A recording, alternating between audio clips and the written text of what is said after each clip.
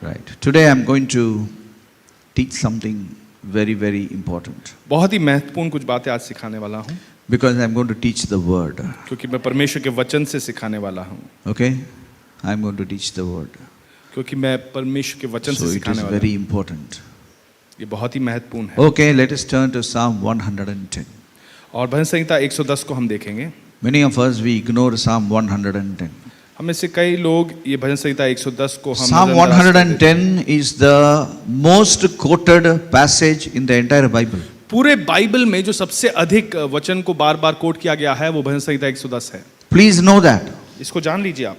The writers of the Bible were influenced by the Holy Spirit to make Psalm 110 quotes everywhere. और जो इस वचन को लिखने वाले जो लेखक थे उनको पवित्र आत्मा ने प्रेरित किया था ताकि इस भजन संहिता के जो वचन है उसे बार बार दोहराकर There were direct quotes, there were indirect quotes. और सीधी तरीके से जो कोट किया है वो भी है और फिर इनडायरेक्ट तरीके से भी किया है। More than 100 times it is quoted and written everywhere. 100 बार से भी अधिक बार ये कोट किया गया है इस वचन से।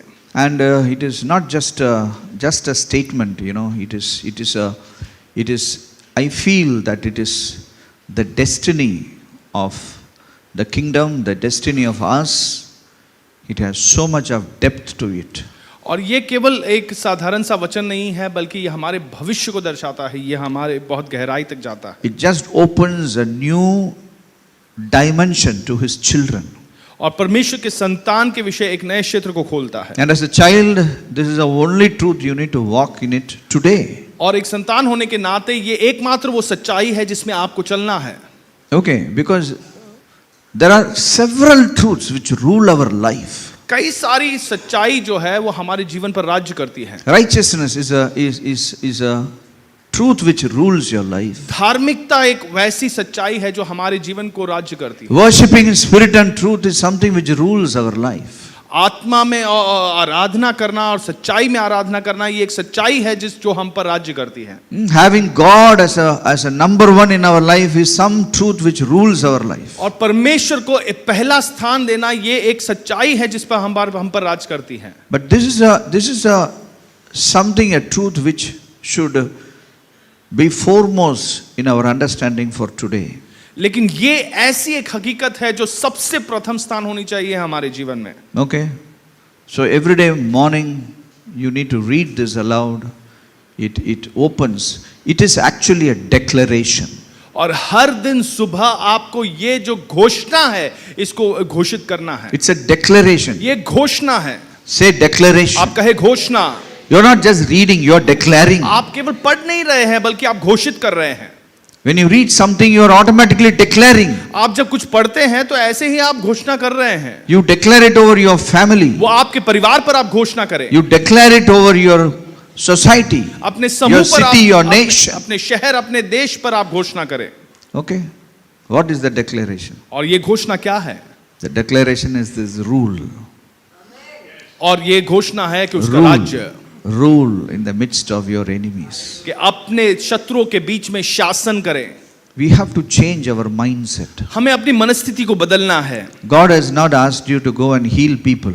परमेश्वर ने ये नहीं कहा कि तुम जाओ और लोगों को चंगा कर दो। He has not just said go and preach the gospel. और परमेश्वर ने केवल ये नहीं कहा कि जाओ और सुसमाचार का प्रचार करो। Yeah, we have to preach the ये gospel. हमें करना है जरूर। We have to heal the sick. हमें लोगों को चंगाई देनी है। We have to resurrect the dead. हमें मृतों को फिर से जिंदा करना है।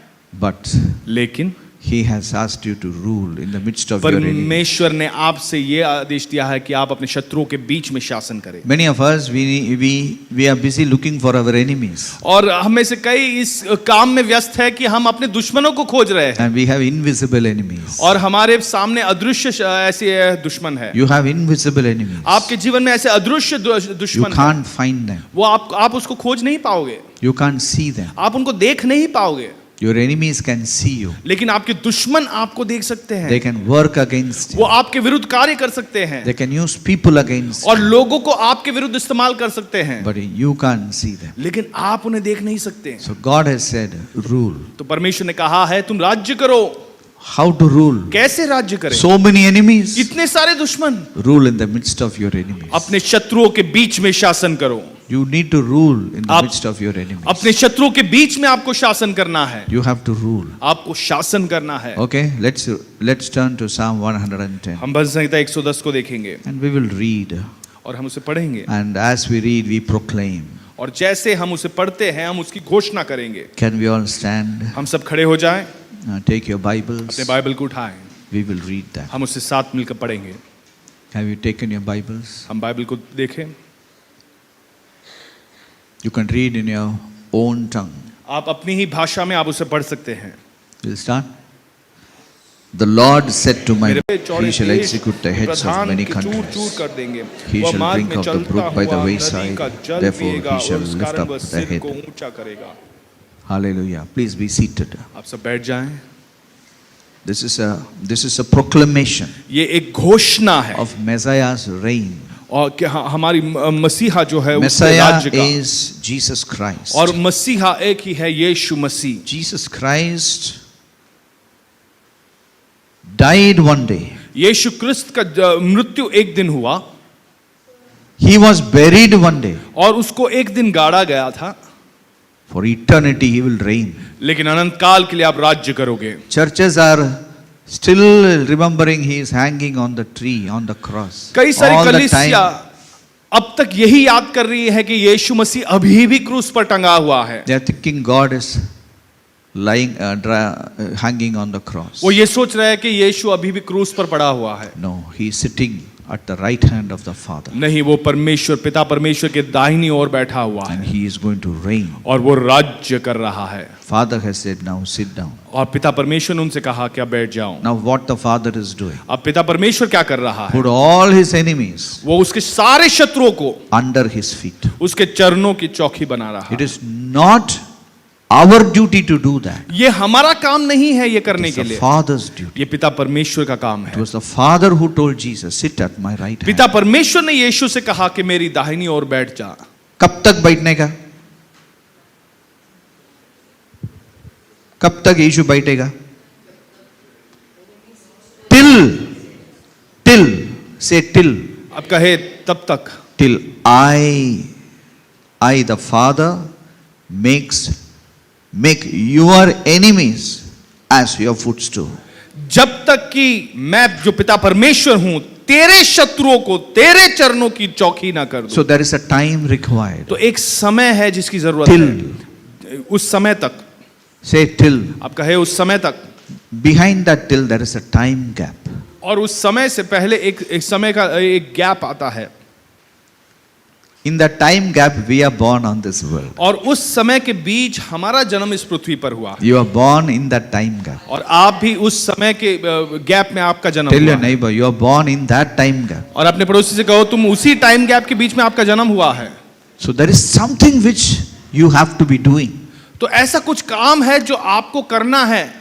See, if you were born in the time of Joshua, you should have been a soldier अगर आप and gone against the Canaanites to fight.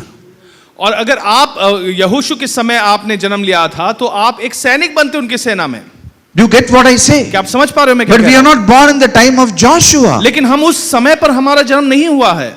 If you were born in the time of David, probably you have to be a good government official under David. अगर आप दावीद के समय पर अगर आपका जन्म हुआ होता तो एक अच्छा राजनीति करने के लिए आपको वहां पर बनाते। If you had born at the time of Daniel, probably you should have been a more smarter courtier and you have to be building that temple of this Solomon. अगर आप दानियल के समय अगर आपका जन्म हुआ होता तो आपको शायद से वो जो मंदिर की सुलेमान की मंदिर बांधनी थी उसमें भी आप बांधकाम में जुड़ जाते। But we are born in this time. लेकिन हमारा जन्म इस समय हुआ है। Okay? So this time what you should be doing? तो ये समय आपको क्या करना है? Not visiting Jerusalem, holy city. यरूशलेम जो पवित्र शहर है वहां पर जाकर बैठना नहीं है। That is before 2000 years. वो 2000 साल पहले करनी थी। आज वो काम हम नहीं करने का। आज walk like Jesus. आज आपको यीशु के समान चलना है।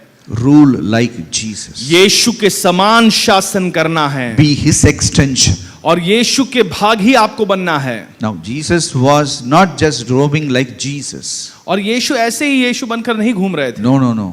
नहीं, Jesus was his name. यीशु तो उसका नाम था, He was living beyond his name. लेकिन अपने नाम से भी बढ़कर वो So जी that रहा he था। got his name Christ. उसका नाम था मसीह। Christ is his office. और जो यीशु क्रिस्त जो है वो उसका दफ्तर Christ जो है means उसको दर्शाता anointed. है। और उसका अर्थ है कि वो अभिषिक्त था, That's why he has two names. और इसी कारण उसके दो नाम थे। Jesus was his name. और यीशु उसका नाम था, Christ was his office. लेकिन क्रिस्त जो है वो उसके दफ्तर को दर्शाता है। And he was in the order of whom?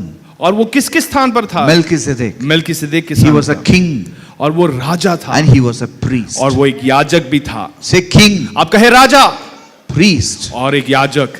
Jesus was a king and a priest on this earth. यीशु एक राजा और याजक इस पृथ्वी पर थे।